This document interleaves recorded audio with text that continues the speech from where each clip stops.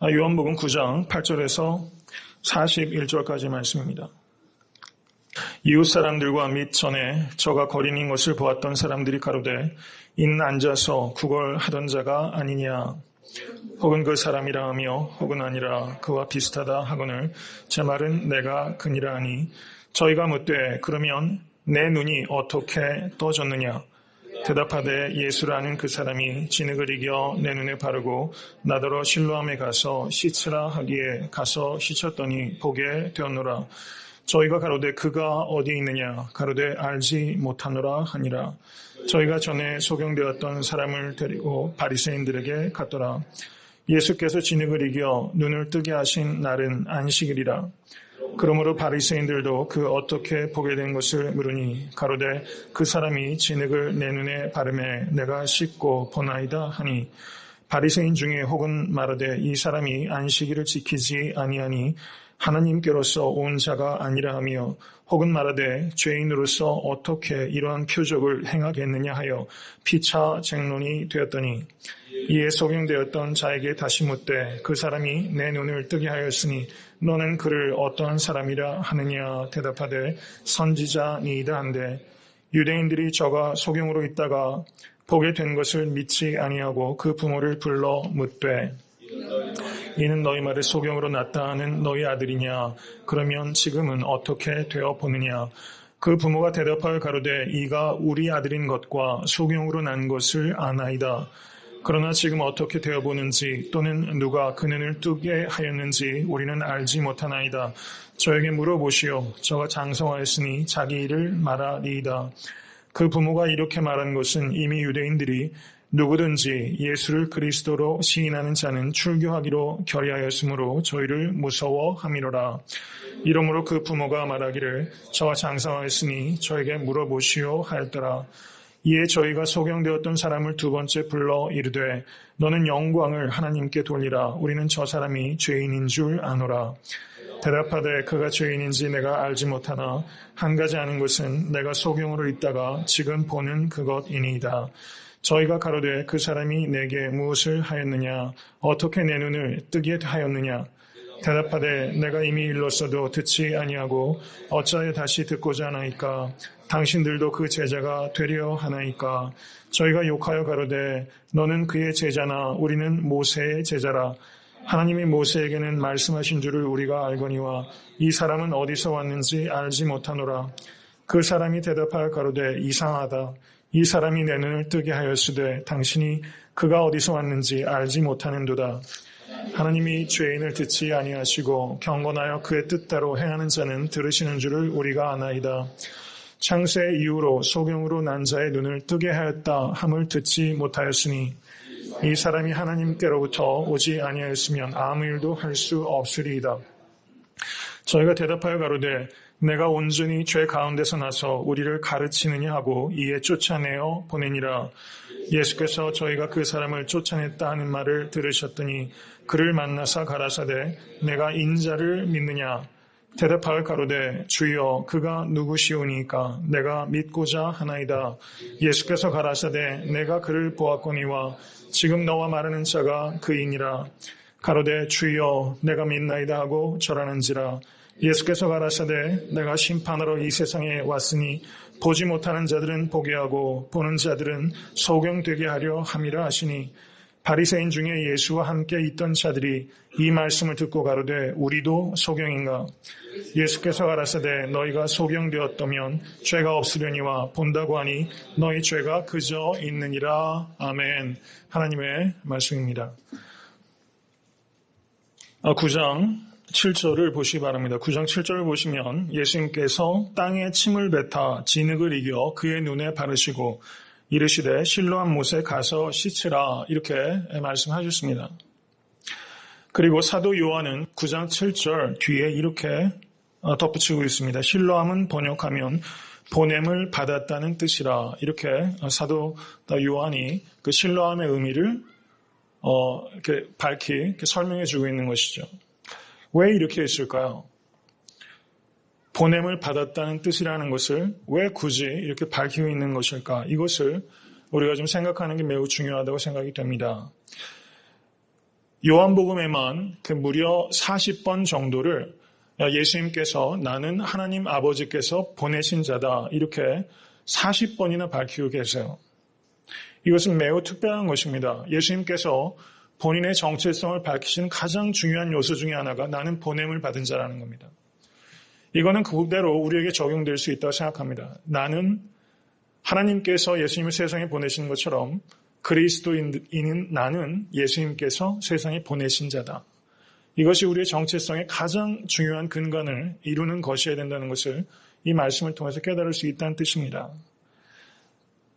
사도 요한은 지금 예수님께서 침을 뱉어서 흙을 이기셨다는 얘기는 반죽하셨다는 뜻입니다. 반죽하신 후에 눈에 바르고 실로암에 가서 씻으라. 실로암은 보냄을 받았다는 뜻이다. 이렇게 밝힌 것은 여러분 실로암 연못물이 어떤 신비한 능력이 있어서 이 사람이 날 때부터 소용된 사람이 고쳐진 게 아니란 뜻입니다. 누가 보냄을 받았습니까? 예수님께서 보냄을 받으셨죠. 실로암의 뜻이 보냄을 받았다는 뜻입니다. 그러므로 진정한 영적인 의미의 실로암은 누구십니까? 예수 그리스도이십니다. 그러므로 실로암에 가서 씻으라 이 말은 우리가 실로암이란 물이 어떤 특별한 마술적인 능력이 있어서 그 물이 고치는 것이 아니라 바로 영적인 예수 그리스도께 나가면 날 때부터 소경된 자도 고침을 받는다는 뜻이라는 것을 사도 요한이 강조해서 말씀하고 있다는 뜻입니다. 이 사실을 믿으실 수 있게 간절히 소원합니다. 이 저녁 예배 드리면서 한 사람도 예외 없이 영적인 실로암 되신 예수 그리스도께 가서 씻김을 받을 수 있는 그런 은혜가 충만하게 되기를 간절히 축원합니다. 여러분 그 TV에 보시면 그 미국 그 TV에서 전도하시는 이벤젤리스트들이 있죠. 근데 간혹 가다 보면 조금 이상한 경우가 있어요. 아마 그런 거 보셨는지 모르겠습니다. 이렇게 조그만한 그 안약 같은 데다가 이렇게 물을 팔아요. 그런 거 보신 적 있으세요? 리빙 워터라고 이렇게 합니다. 그런 일들이 많이 있어요. 밀가루를 파는 사람도 있습니다. 이 밀가루 가서 쓰면은 병이 낫는다. 한국 기도원에도 이런 일들이 많이 있어요. 물도 팔고 밀가루도 팔고. 저는 오늘 본문 말씀을 보면서 만약에 그렇게 약삭빠른 사람이 바로 이 현장에 있었으면 실로암 연못물과 진흙을 가지고 장사견을 했을 것이다. 이런 생각이 드는 거예요. 여러분 그것 자체가 능력 있는 것이 아니라 병을 고치는 능력의 근원은 우리 주 예수 그리스도의 사랑, 그분의 십자가에 있다는 것을 기억하실 수 있게 되기를 간절히 소원합니다. 마술적인 능력을 쫓아가는 것이 아니라 인격적인 주님과의 만남을 쫓아가는 참된 믿음의 성림 되실 수 있어야만 되는 것입니다. 오늘 본문을 보셔서 조금 의아하게 생각하신 부분이 있으셨을 것 같아요. 여러분 침을 뱉어서 흙을 이기셨다고 말씀하십니다. 여러분 침이 어때요? 위생적이지 않다 이런 생각이 우리는 확 들잖아요.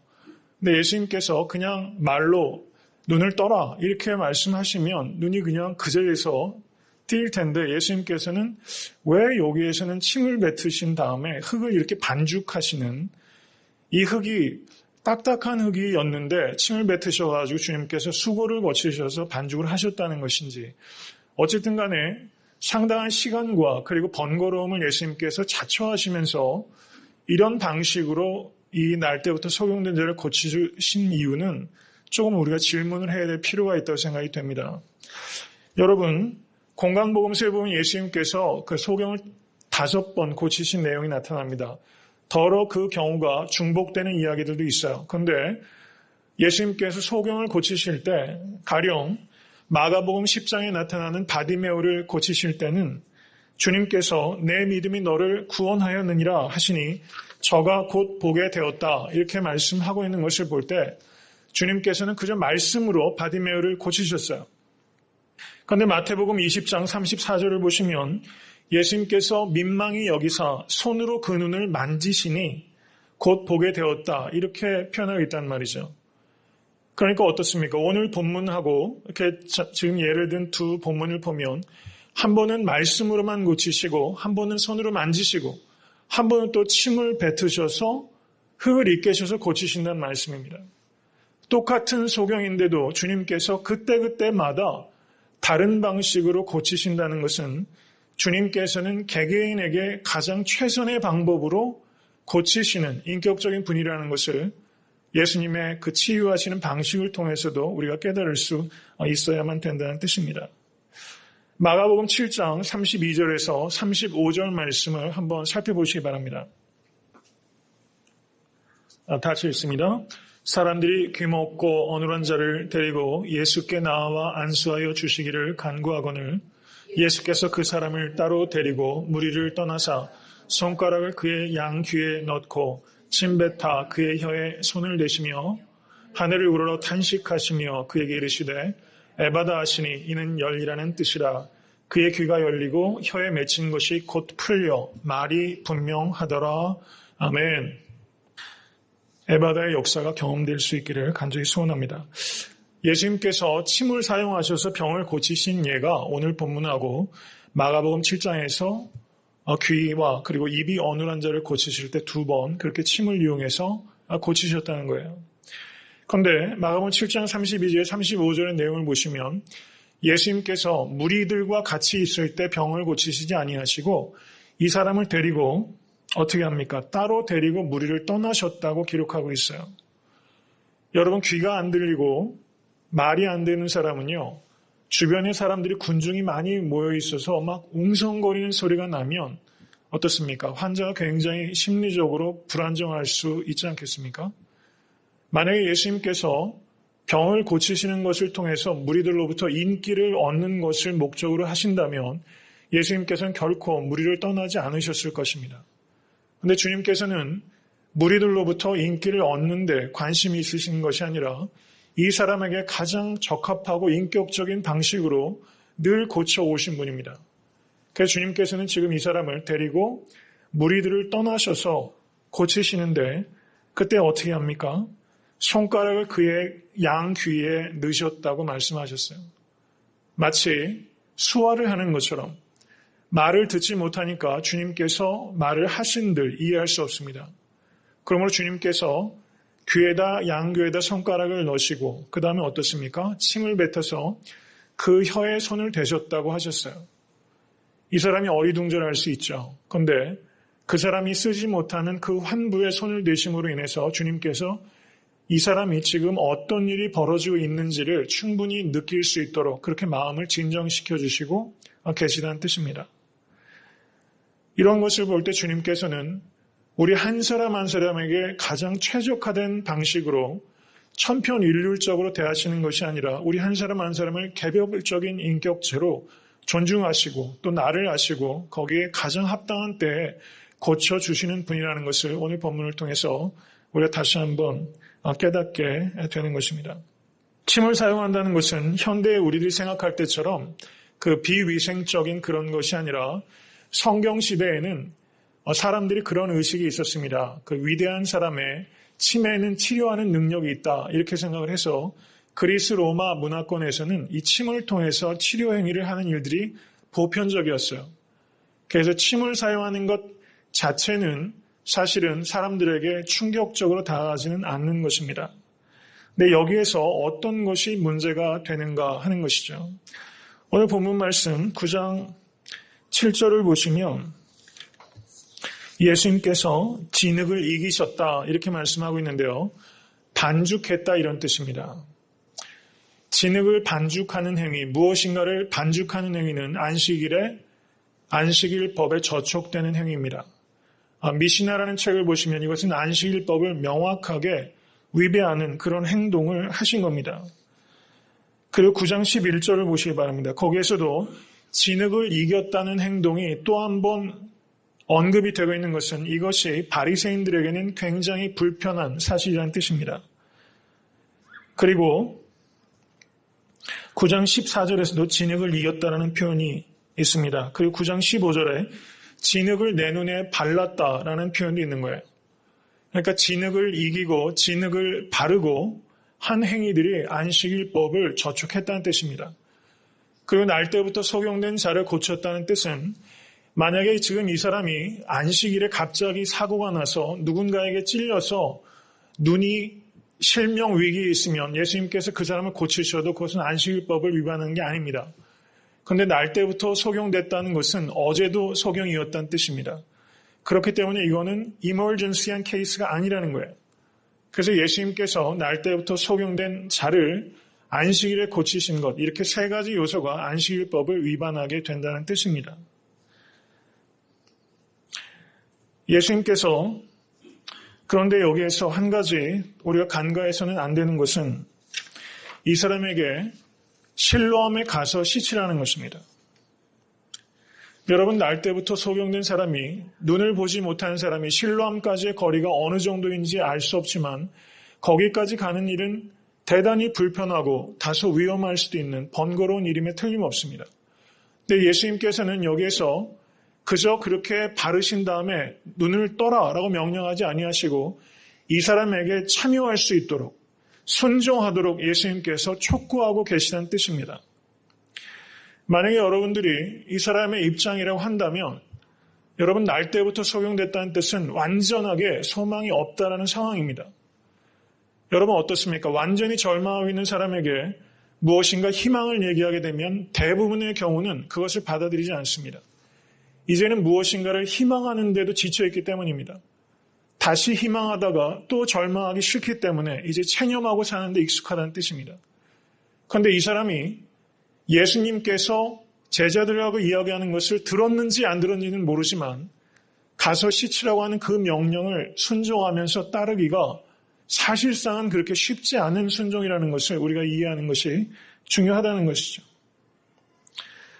제가 지난주에 말씀드렸던 것처럼 날 때부터 소경된 자를 고치신 이 사건은 소경을 눈뜨게 한 기적사건으로 이해하기보다는 소경을 제자로 부르신 콜링의 사건으로 이해하는 것이 보다 정확한 이해라고 제가 말씀을 드렸습니다.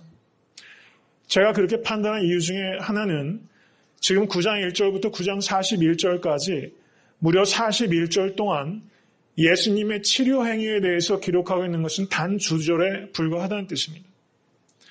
사실상은 이야기 자체는 기적 이야기로 촉발이 되었지만 이것은 기적을 이야기하는 것에 그치는 것이 아니라 예수님께서 사실상은 본질적인 치료 행위는 육체적인 눈을 뜨게 하는 데 있는 것이 아니라 영적인 눈을 뜨게 하는 과정에 있다는 것을 말씀하고 있다는 뜻입니다. 그러므로 이것은 디사이플십에 대한 사건이라고 이해하는 것이 매우 중요하다고 생각할 수 있습니다. 그런데 어떻습니까? 9장 7절을 보시면 뒤에 보시기 바랍니다. 이에 가서 씻고 밝은 눈으로 왔더라. 이렇게 말하고 있다는 것입니다. 이에 가서 씻고, 여기에서 이 이해란 말이 이 사람이 단순하고 전폭적인 순종의 사람이라는 것을 강조하고 있습니다. 근데 그 뒤를 보시면 이 사람이 9장 11절을 보시기 바랍니다. 이웃 사람들이 내 눈이 어떻게 떠졌느냐 이렇게 물었을 때 9장 11절에 실로암에 가서 씻으라 하기에 가서 씻었더니 보게 되었노라 이렇게 말하고 있어요. 여러분 같이 한번 따라 하시기 바랍니다. 가서 씻으라 하기에 가서 씻었더니 보게 되었노라. 정말 귀한 말이 아닐 수 없습니다. 가서 씻으라 하기에 씻었더니 보게 되었노라. 여러분 이런 믿음과 이런 전폭적인 순종의 사람 되실 수 있게 될 간절히 소원합니다. 가서 씻으라 하기에 가서 씻었더니 보게 되었노라. 그런데 어떻습니까? 여러분 실로암에 가서 씻으라 주님께서 말씀하셨지요. 그런데 다시 돌아오란 말씀을 안 하셨어요. 그런데 어떻습니까? 이 사람이 다시 돌아갑니다. 씻고 밝은 눈으로 왔더라라고 기록하고 있어요. 저는 이것을 간과할 수 없더라고요. 여러분 어떻습니까? 내 문제가 해결이 되면 대개의 경우는 이젠 떠납니다. 그런데 이 사람은 자신의 문제를 해결하고 그 자리로 돌아가고 있어요. 여러분 예수님께서 문둥병자 10명을 고치셨을 때 9명이 고침을 받고 떠났습니다. 1명만 돌아갔어요. 여러분 이 사람은 자기가 있던 장소가 어디 있는지도 모릅니다. 눈을 감고 있었기 때문에 그 자리를 어떻게 찾아가겠습니까? 눈이 근데 나았는데 다시 그 자리에 되돌아간다는 것은 주변 사람들의 도움을 받거나 소리를 지르지 않고서는 그 자리를 찾아갈 수 없는 매우 힘든 과정이었다는 것을 우리가 알 수 있습니다. 근데 이 사람은 그 자리로 돌아갔어요. 여러분 문둥병자 9명이 그 자시 어떻습니까? 감사하지 않고 가버렸어요. 은혜는 돌의 색이고 원수는 물의 색이라는 말이 있습니다. 그런데 9명의 문둥병자는 안타깝게도 은혜를 물에 새기고 말았습니다. 그래서 다 떠났어요. 그들은 예수님의 전폭적인 은혜로 그들의 문둥병이 나았지만 감사하지 못하고 예수님과 인격적인 만남을 얻지 못하고 그냥 돌아가 버림으로 말미암아서 육체의 문둥병은 나았지만 마음의 문둥병은 전혀 나아지지 못한 채 다시 삶의 자리로 되돌아오고만 그런 불행한 사람이 됐다는 것입니다. 저는 어떤 의미에서는 예수님으로부터 문둥병이 나았는데도 불구하고 그 마음의 문둥병이 치료받지 못한 그 상태가 오히려 문둥병이 낫지 않았을 때 상태보다 더 안타깝다. 그런 기회를 놓치고 만 것이 너무나 안타깝다. 이런 생각이 드는 것입니다. 여기 날 때부터 소경된 사람은 다시 그 자리로 갔다는 것은 저는 이렇게 생각이 들더라고요. 이분이 날 때부터 소경된 이 사람이 어떻게 신뢰함에 가는 순종을 할 수 있었을까? 이렇게 생각하면서 여러분, 소경이 된 사람은 감각이 굉장히 발달하지 않습니까? 예수님께서 지금 앞에 오셨어요. 좀 웅성웅성하는 어떤 느낌들을 감지했을 것입니다. 그런데 예수님께서 앞에서 흙으로 빚고 계세요. 날 때부터 소경된 사람은 이 행위가 안식일을 어긴다는 것을 알았을지도 모릅니다. 이분이 무엇인가 나에게 내 눈을 뜨게 해주시려고 하시는데 바로 나를 살리려고 하는 그 행위 때문에 이분이 안식일법을 어기고 계시다는 거예요. 나를 살리기 위해서 누군가가 지금 희생을 각오한 행위를 하고 있다는 것이 저는 아마 날 때부터 소경된 사람의 마음을 굉장히 뜨겁게 했을 것이다. 그래서 이런 생각을 한번 해봤습니다. 성경에 기록된 얘기는 아니니까요. 그런데 저는 이런 생각이 들더라고요. 제가 만약에 날 때부터 소경된 사람이었는데 지금 예수라 하시는 이가 지금 침을 뱉어서 진흙을 이기고 또 내 눈에 바르심으로 안식일법을 어기시면서까지 나를 고치시려고 한다. 내가 병이 안 나와도 나를 위해서 이렇게 희생하신 분이 가라 하시니 내가 가야겠다. 이런 마음 가질 수 있을 것 같아요. 여러분 정말 감동스러운 이 날 때부터 소경된 사람이 섬세한 사람이라면 지금 내 앞에서 이런 희생을 감사하신 분이 무엇을 하시는지를 깨달을 수 있었다고 저는 생각이 됩니다.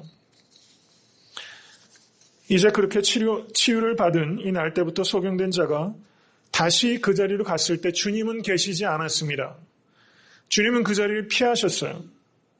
그리고 어떻습니까? 그 자리에는 이웃 사람들과 이 사람이 거린된 것을 아는 사람들이 있습니다. 그리고 묻습니다. 내 눈이 어떻게 떠졌느냐? 이들의 질문은요. 내 눈이 어떻게 떠졌느냐 하는 것입니다. 이런 말씀이 지금 여기에 4번이나 나옵니다. 바리새인들도 계속 묻습니다. 내 눈이 어떻게 떠졌느냐? 날 때부터 소경된 사람이 눈이 떠진 것에 대해서 기뻐하거나 감격하거나 감사하거나 영광을 돌리는 것이 일체 없이 내 눈이 어떻게 떠졌느냐? 오직 거기에만 관심이 있어서 이 사람의 슬픔과 기쁨에 전혀 동감이 안 되고 안식일에 이 사람을 통해서 병을 고치셨기 때문에 이 사람을 도구 삼아서 예수님을 공격하는 데 혈안이 되어 있다는 뜻입니다. 사람이 한 번도 바리새인에게는 목적이었던 적이 없습니다. 사람이 언제나 도구였던 것입니다. 이것을 보면서 여러분 어떻습니까? 날 때부터 소경된 자가 눈이 띄어졌습니다. 그리고 날 때부터 소경된 자가 이제 그렇게 단순하고 전폭적인 순종을 하면서 그리고 다시 예수님과 만났던 자리로 되돌아가면서 이 사람의 영적인 눈은 그때부터 떠지기 시작한 것입니다. 정말 중요한 치료가 이제 시작된 것입니다. 더 중요한 치료가 있는 것입니다. 바리새인들과 그리고 이웃들과 예수님께서 이 사람이 거린이었던 것을 아는 사람들은 자기의 육신의 눈이 띄어지는 그런 기적의 수혜자가 되지는 않았지만 지금 이런 모든 과정을 가까이서 보면서 영적인 눈이 띄어질 수 있는 절호의 기회를 맞고 있는 것입니다. 사실상은 바리새인들도 이웃 사람들도 지금 한량없는 주님의 은혜의 사건에 동참하고 있는 것입니다. 그런데 어떻습니까? 이 사람들이 끝끝내 구경꾼으로 전락하고 그리고 예수님에 대해서 더 완고한 박해자가 됐다는 것은 너무나 안타까운 일이라고 할 수 있는 것이죠. 이렇게 많은 사람들이 있었지만 예수님과 인격적인 만남이 가능했던 사람은 오직 날 때부터 소경된 그 사람 한 사람밖에는 없었다는 뜻입니다. 여러분과 제가 구경꾼이 되는 것이 아니라 예수 그리스도를 만나는 사람이 되실 수 있게 되기를 주님의 이름으로 간절히 축원합니다. 이제 이 이웃 사람들이 바리새인에게 이 사람을 데리고 갑니다. 9장 13절에 그렇게 기록이 되어 있었습니다.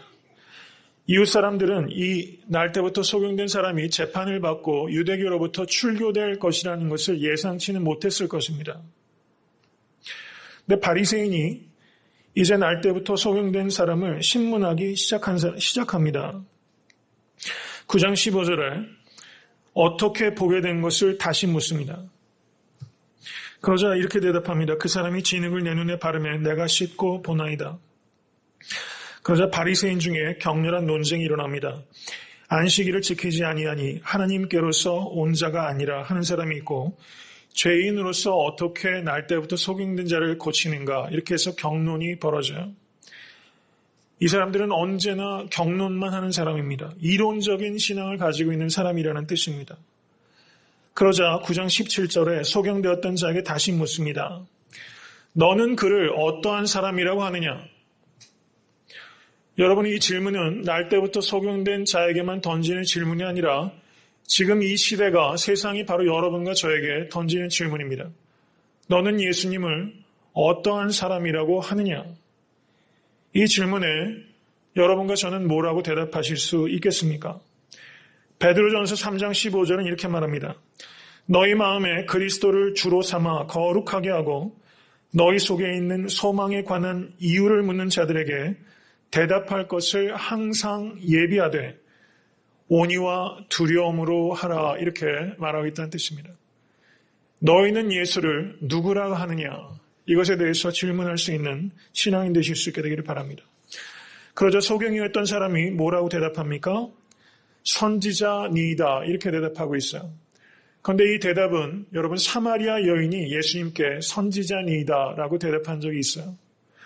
그런데 이 사람이 9장 11절을 보시기 바랍니다. 내 눈이 어떻게 떠졌느냐 대답하되 예수라는 그 사람이 이렇게 말하고 있습니다.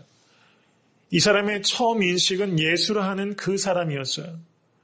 그런데 지금 이렇게 재판정에 끌려가서 대화를 하면서 이 날 때부터 소경된 사람이 조금씩 예수님의 실체에 대해서 깨달아가는 것입니다. 그리고 선지자니이다 이렇게 대답을 했습니다. 영의 눈이 점점 열려져 가고 있는 것을 알 수 있습니다. 그런데 어떻습니까? 자기가 소경되었다고 생각하지 않는 바리새인들은 어떤 사람들입니까? 하나님께서 유대인들에게 율법을 주신 것은 율법을 지킴으로 말미암아 하나님과 관계를 획득하는 수단으로 준 것이 아닙니다. 이걸 잘 이해하셔야 됩니다. 유대인들은 그렇게 생각을 했어요. 율법을 잘 지키면 하나님과의 관계가 획득되는 것이다. 이렇게 생각했던 거예요. 그런데 그것은 전혀 잘못된 생각입니다.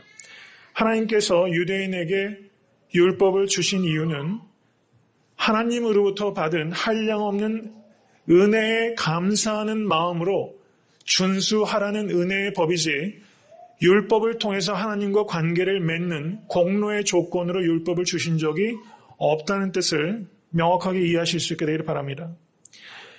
유대인들은 언약이라는 틀 속에서 하나님께서 은혜로 율법을 주신 것을 이해하지 못했어요. 하나님은 언약을 통해서 이스라엘 백성을 하나님의 자녀 삼으셨습니다. 하나님의 자녀된 사람이 자녀된 삶을 살아가는 것을 위해서 율법을 주신 거예요. 근데 유대인들은 율법을 지킴으로 하나님의 자녀가 신분이 획득된다고 생각하는 오류를 범했다는 뜻입니다. 그래서 율법의 작구에 매달려서 율법의 정신을 잃어버렸어요. 율법의 본질을 놓쳐버린 것입니다.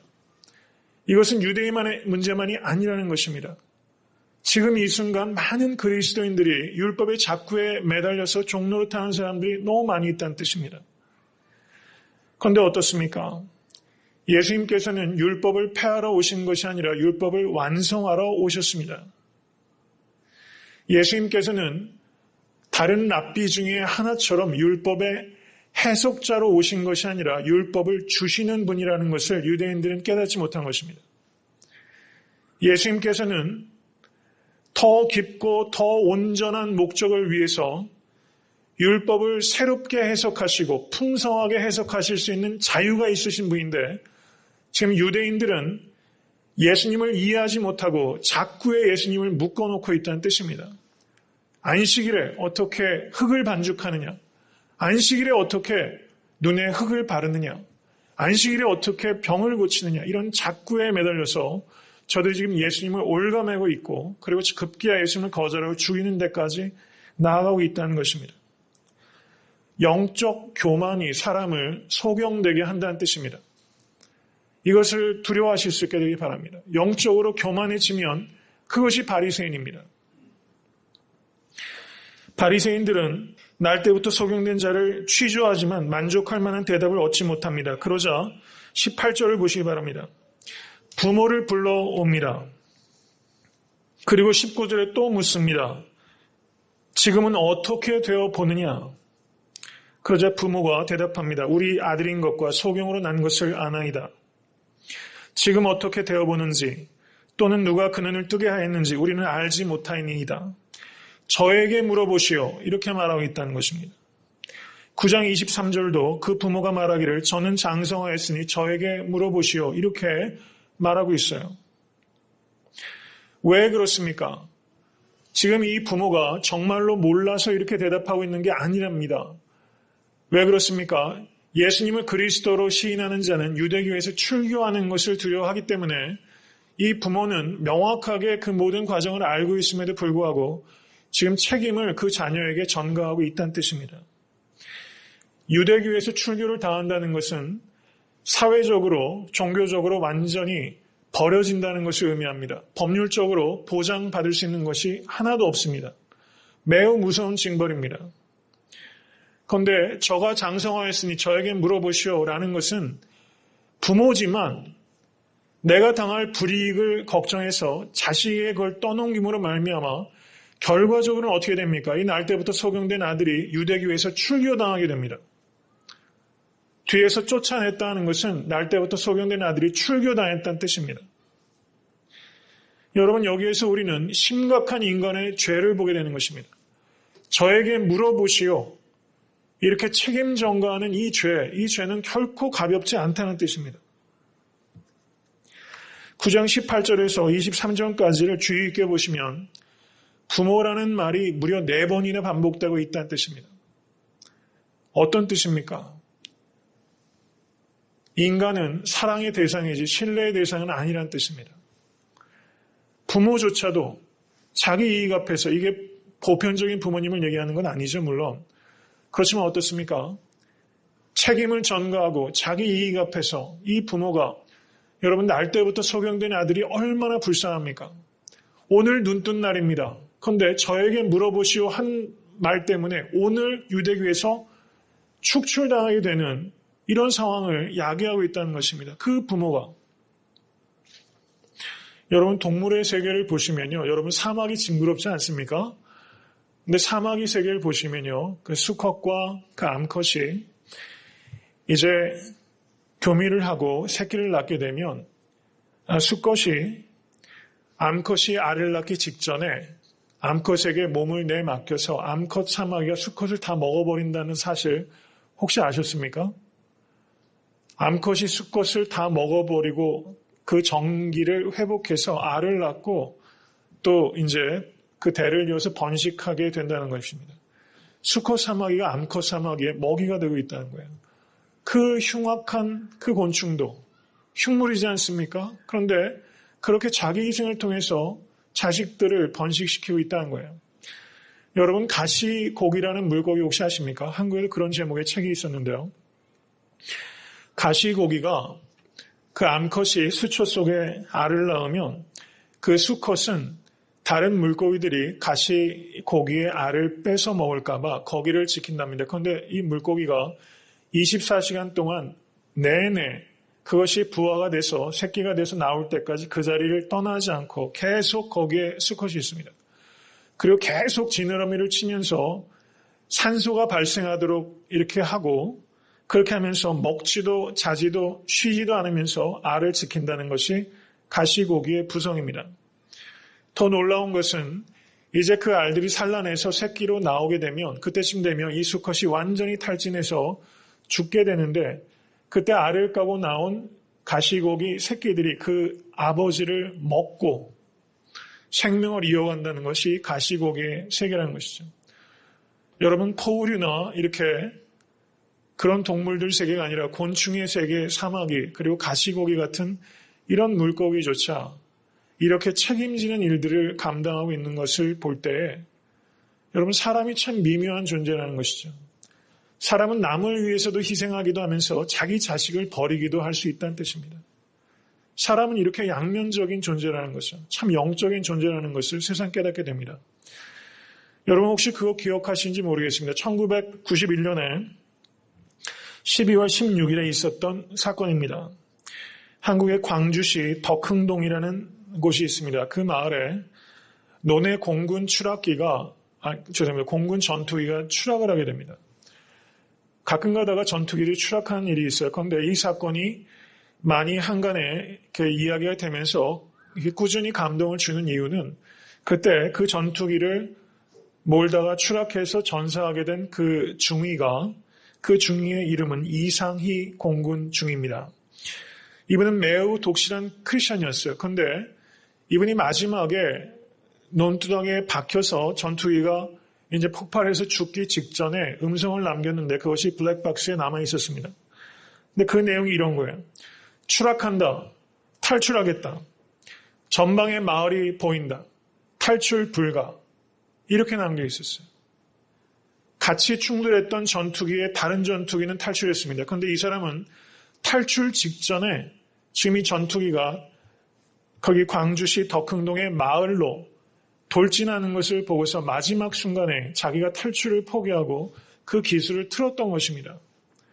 그래서 그 마을에서 그 장면을 보던 사람이 이 전투기가 마지막 순간에 방향을 틀어서 마을에서 10m 떨어진 곳으로 간신히 기술을 돌려가지고 논두렁에 박혀서 이 사람 한 사람만 죽고 얼마가 될지 모르는 인명피해를 막았던 것입니다.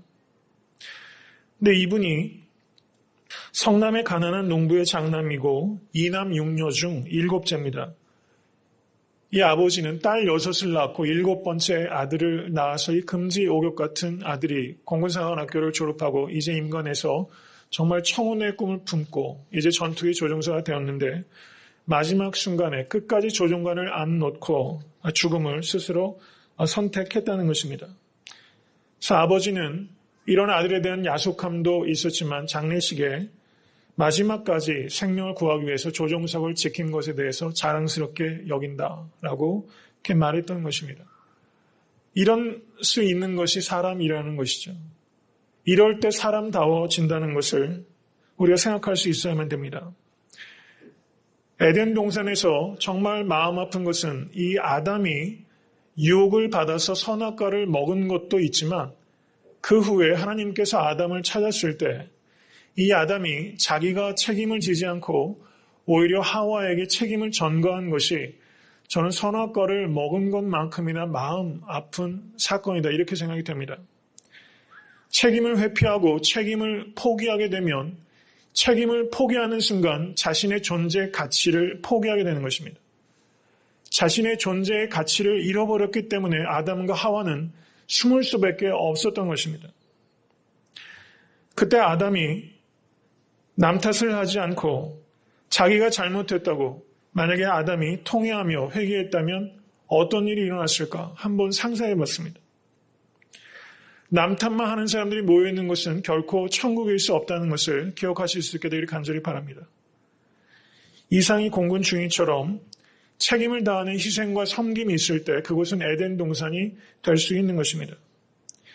우리가 질문해야 되는 것은 내가 기술을 틀어서 탈출을 할 수 있느냐, 할 수 없느냐, 가능하냐, 불가능하냐라는 질문보다는 이것을 내가 해야 되느냐, 하지 말아야 되느냐, 이와 같은 도덕적인 질문을 해야 된다는 것입니다. 이런 질문을 하는 사람들이 있을 때 그 공동체는 살아나는 것입니다. 이렇게 책임적인 판단을 하시고 살아가시는 여러분과 제가 될 수 있게 되기를 간절히 소원합니다. 이제 바리새인들이 다시 두 번째 불러서 너는 영광을 하나님께 돌리라. 우리는 저 사람이 죄인인 줄 아노라. 이렇게 말합니다. 더욱더 영적으로 소경되어 갑니다. 이제 9장 25절 다 같이 읽겠습니다. 대답하되 그가 죄인인지 내가 알지 못하나 한 가지 아는 것은 내가 소경으로 있다가 지금 보는 그것이니이다. 아멘. 정말 위대한 간증을 지금 여기서 하고 있어요. 그가 죄인인지 내가 알지 못하나. 여러분 정말 감동적이고 능력 있는 간증은요. 모르는 것은 모른다고 말하고 아는 것은 안다고 확신 있게 증거하는 데 있습니다. 그가 죄인인지 내가 알지 못하나. 내가 아는 한 가지가 있는데 그것은 내가 소경으로 있다가 지금 보는 그것이니이다. 여기에서 바리새인들의 이론적인 신앙과 날 때부터 소경된 사람의 경험적인 신앙이 충돌하고 있습니다. 믿는 대로, 아는 대로, 있는 대로 증거하신 여러분과 제가 될 수 있게 되길 간절히 바랍니다. 여리고의 회당장 삭개오가 뽕나무에 올라가서 주님 오시기를 기다립니다. 그런데 주님께서 뽕나무 위에 있는 삭개오를 보시고 삭개오야 속히 내려오라. 내가 오늘 내 집에 유하여야 하겠다. 이렇게 말씀하셨습니다. 그러자 삭개오는 내 소유의 절반을 가난한 자들에게 주겠사오며 만일 네 것을 토색한 일이 있으면 4배나 갚겠나이다 라고 변화된 모습을 보이게 됩니다. 여러분 삭개오에게 예수님께서 그 집에 가신 일이 도대체 무슨 의미이길래 평생 다른 사람 손가락질 받으며 벌었던 재산의 반을 내놓게 되는 것입니까? 삭개오는 무엇을 본 것입니까? 누가복음은 이렇게 말합니다. 무사람이 보고 수군거려 가로되 저가 죄인의 집에 유하러 들어갔도다. 지금 삭개오는 예수님께서 그저 한 끼 식사를 해결하러 오신 게 아니라 그 집에 들어오시기 위해서 무사람의 비난을 감수하셨다는 것을 본 것입니다. 예수님의 사랑을 본 것입니다. 여러분 예수님의 사랑을 눈으로 보게 되면 재산의 반도 포기할 수 있게 되는 것입니다. 여기서 날 때부터 소경된 사람이 본 것은 예수님께서 내 눈을 고쳐주셨다는 그런 피상적인 치유에 있는 것이 아니라 예수님께서 나를 치유하시기 위해서 이분이 감수하셨어야 될 비난과 그 박해를 이 날 때부터 소경된 사람이 본 것입니다. 여러분과 제가 봐야 되는 것은 바로 예수님의 사랑을 볼 수 있어야만 되는 것입니다. 예수님께서 나를 얼마나 사랑하시는지를 깨닫지 못하면 우리는 여전히 영적인 소경일 수밖에 없다는 뜻입니다. 여러분 지난주에 F.J. 크로스비에 대해서 제가 말씀을 드렸죠. F.J. 크로스비가 생후 6주 만에 소경이 돼서 95살 때까지 평생 소경으로 살았던 사람입니다. 어느 날 갑자기 지불해야 될 돈이 필요했는데 오불이 굉장히 필요했습니다. 그래서 이 크로스비가 기도하면서 하나님의 도움을 구하는데 그 앞을 우연히 지나가던 행인이 그 가정에 들어가게 됩니다. 그 집이 FJ의 집이라는 것을 알고서 들어가게 됩니다. 그리고 전후 사정을 아무도 모르는데 이 사람이 FJ 손에 오불을 쥐어쥐고 갔습니다. 그래서 FJ 크로스비가 그 돈을 받아들고 하나님의 은혜에 감격하면서 쓴 찬송시가 나의 갈 길 다가도록 예수 인도하시니 내 주 안에 있는 긍휼 어찌 의심하리요. 믿음으로 사는 자는 하늘 위로 받겠네. 무슨 일을 만나든지 만사 형통하리라. 여러분 이 위대한 찬송시가 500만 불을 받고 지은 찬송이 아니라는 거예요. 5불을 받고서 그 안에 있는 하나님의 사랑을 감격해서 이런 찬송시를 쓰고 있는 것입니다. 믿음으로 사는 자는 하늘 위로 받겠네. 여러분 F.J. 크로스비가 그 5불 안에 담긴 하나님의 사랑과 섭리를 발견한 것처럼 여러분의 삶 가운데서 베풀어주는 하나님의 사랑을 눈뜨지 못하면 그것은 너무나 안타까운 일입니다. 그 사랑을 발견하실 수 있게 되기를 간절히 소원합니다. 이 사랑을 발견하는 사람은 주님을 증거하지 않고는 견딜 수가 없는 것입니다. 내가 한 가지 아는 것은 내가 소경으로 있다가 지금 보는 그것이니이다. 여러분과 저에게 이 한 가지가 없다면 이것은 너무나 안타까운 일입니다. 이런 만남, 이런 봄이 여러분과 저에게 열릴 수 있게 되길 주님의 이름으로 간절히 축원합니다. 여러분, 알프레드 화이트헤드라는 철학 교수가 있어요. 영국의 철학자이고 위대한 수학자입니다. 이 사람은 철학자 버트란드 러셀의 스승이기도 합니다. 그런데 이 사람이 어렸을 때는 매우 독실한 크리스찬이었는데 철학과 수학에 빠지면서 하나님을 떠나게 됩니다. 그런데 어느 날 엄청난 폭설이 내릴 때 길을 걷고 있는데 어디선가 노래소리가 들려왔습니다. 그런데 그곳에 가보니 눈덩이에 빠져서 할머니가 위태롭게 있었습니다. 그런데 그 할머니가 거기에서 찬송가를 부르고 있었습니다. 그래서 이 화이트헤드 교수가 이 할머니를 건져줍니다. 그러자 할머니가 이렇게 말합니다. 내게 이런 큰 은혜를 베풀어 주었으니 당신은 분명 신앙심이 깊은 분이시겠죠. 어느 교회에 출석하고 계십니까? 이렇게 물었습니다. 그러자 화이트헤드가 겸연쩍은 듯이 머리를 긁적이면서 아닙니다. 저는 교회를 다니지 않습니다. 그러자 노파는 의외라는 듯이 아니 다 늙은 사람이 어쩌자고 아직도 예수님을 믿지 않습니까? 그러다가 나처럼 뜻밖의 사고라도 당하면 어떻게 하시려고 그럽니까? 나는 저 눈동이 속에서 죽을 것이라고 생각하고서도 열심히 찬송을 부르고 있었습니다. 이렇게 말한 것입니다. 그러자 그 순간 철학과 수학의 세계 속에서 살고 있던 신앙을 회의하던 이 화이트헤드가 머릿속에 정말 전율이 느껴진 것입니다. 도대체 무엇이 저 할머니로 하여금 저 두려운 죽음의 구렁텅이에서도 찬송하게 하는가?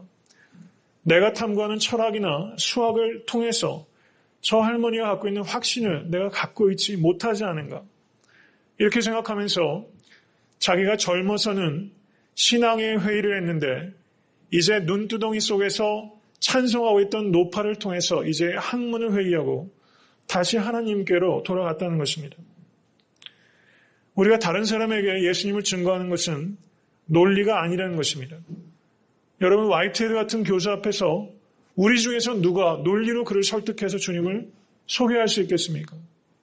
내가 아는 한 가지가 있으면 여러분 그 확신으로 세상에 아주 고고한 높은 수준의 학문적인 수준에 있는 그런 철학자도 수학자도 예수님께로 인도할 수 있다는 것을 여러분과 제가 믿을 수 있게 되길 간절히 소원합니다.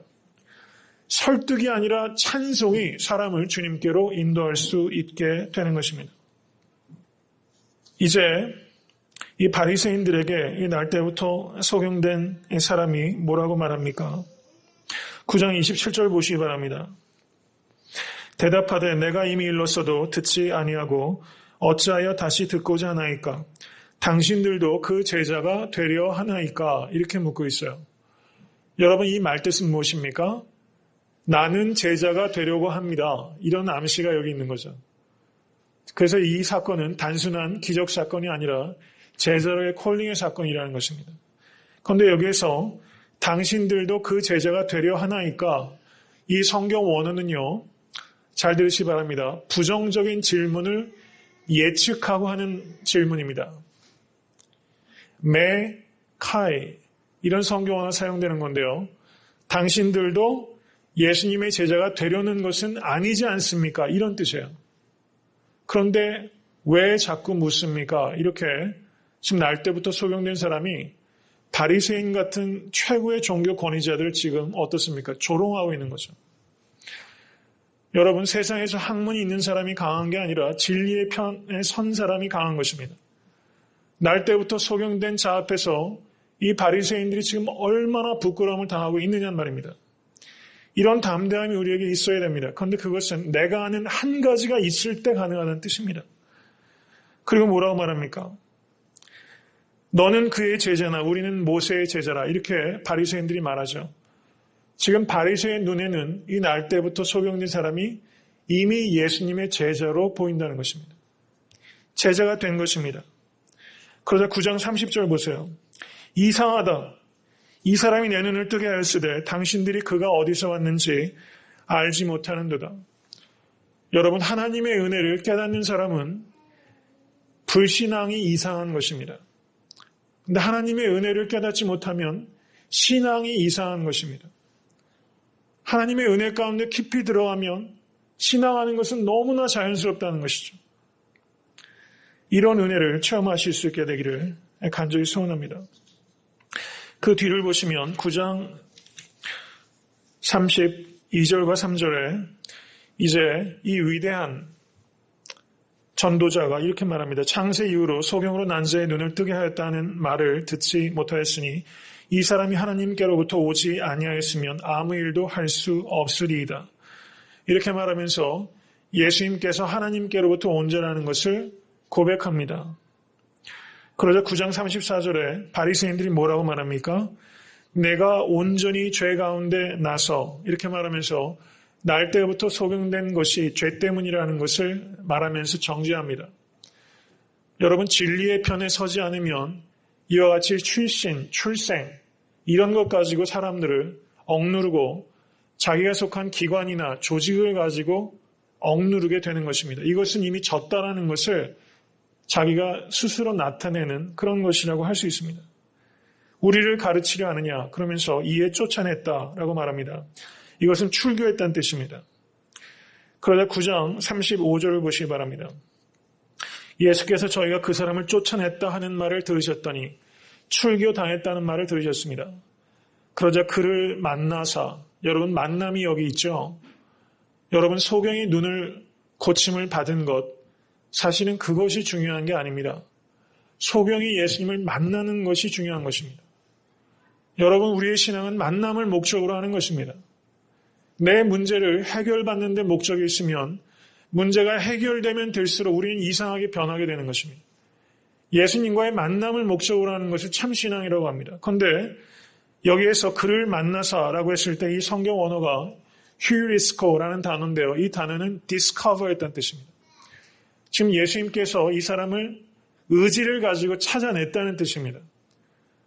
여러분, 우리가 불이익에도 불구하고 예수님을 증거하게 되면 예수님께서는 우리를 디스커버 하시는 것입니다. 우리를 만나주시고 우리를 영화롭게 하십니다. 이 사실을 믿으실 수 있기를 간절히 바랍니다. 예수님께서 이 사람을 찾으셨습니다. 그리고 묻습니다. 내가 인자를 믿느냐? 여러분, 이것이 가장 중요한 질문이기 때문입니다. 내가 출교를 당했으니 참 안 됐다. 미안하다. 잘했다. 눈은 잘 보이느냐? 여러분, 이런 대화를 주님께서 하신 게 아니라 내가 인자를 믿느냐? 이 질문을 던지고 계시다는 것입니다. 여러분, 이 질문을 우리에게 주시고 계신 것입니다. 내가 인자를 믿느냐? 그때 뭐라고 대답합니까? 주여, 그가 누구시오니까 내가 믿고자 하나이다. 여기에서 영어 번역은요, Sir, who is he? 이렇게 번역합니다. 그런데 예수님께서 9장 37절에 내가 그를 보았거니와 지금 너와 말하는 자가 그이니라. 가로되 주여 내가 믿나이다 하고 절하는지라. 9장 36절에서는 Sir라고 번역하는데 9장 38절에서는 Lord라고 번역하고 있어요. 똑같은 성경 원어입니다. 여러분, 이 날 때부터 소경된 자의 진짜 눈은 언제 떠진 것입니까? 지금 떠진 것입니다. 이것이 본질적인 치유입니다. 이것이 보편적인 치유입니다. 여러분과 저는 날 때부터 소경된 적도 없습니다. 날 때부터 소경된 자가 눈 뜨는 일은 매우 드문 일입니다. 그렇지만 그것은 부수적인 치유이고 본질적인 치유는 바로 9장 38절에서 주여 내가 믿나이다. 바로 그것이 본질적인 치유이고 그리고 가장 중요한 치유이고 예수님께서는 바로 이 치유를 하시기 위해서 이 땅에 오셨고 그리고 이런 치유를 하실 수 있는 분이라는 것을 증거하기 위해서 날 때부터 소경된 자의 눈을 고쳐준 것입니다.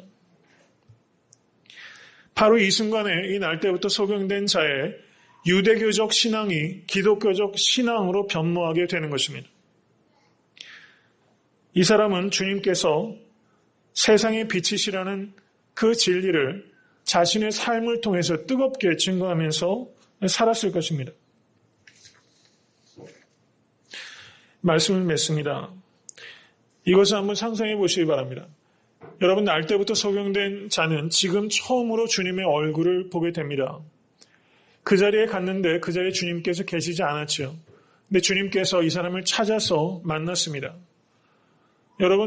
여러분께서 날 때부터 소경된 자라면 그때 감동이 어떠셨을 것 같으세요? 이분이 내 앞에서 흙을 빚으셨던 분이구나. 이분이 안식일법을 어기면서 나 때문에 비난을 받으시고 나 때문에 핍박을 자초하셨던 그분이구나.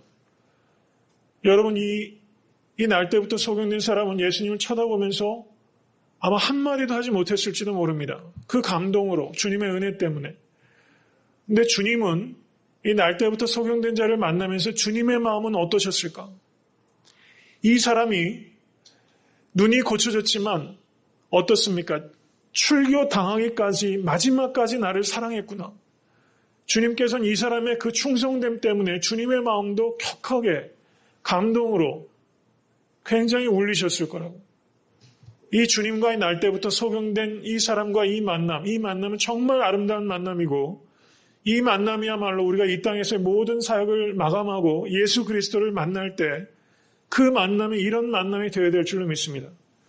주님께서 베풀어 주신 은혜 때문에 내가 아는 한 가지를 확신 있게 증거하고, 여러분, 그 한 가지를 증거하다 보면 부모님으로부터도 멀어질 수 있고 사회로부터 버림받을 수 있고 출교당할 수도 있지만, 우리가 예수님의 그 은혜를 감격하면서 살아생전에 그렇게 충성되게 죄를 감당하다가 주님을 만나고, 주님께서는 여러분과 저의 헌신을 기쁘게 여기시고 고마워하시면서 감격적으로 만나는 그 장면을 한번 연상하시면서, 여러분, 내가 아는 한 가지가 정말 있는지, 그리고 그것을 증거하기 위해서 내가 어떤 손해와 불이익도 감수할 수 있는 그런 각오가 되어 있는지 한번 깊이 생각하시고, 여러분의 평생의 삶이 이 날 때부터 소경된 자의 이 벅찬 감격의 하루처럼 충성된 평생이 되실 수 있게 되길 주님의 이름으로 간절히 축원합니다.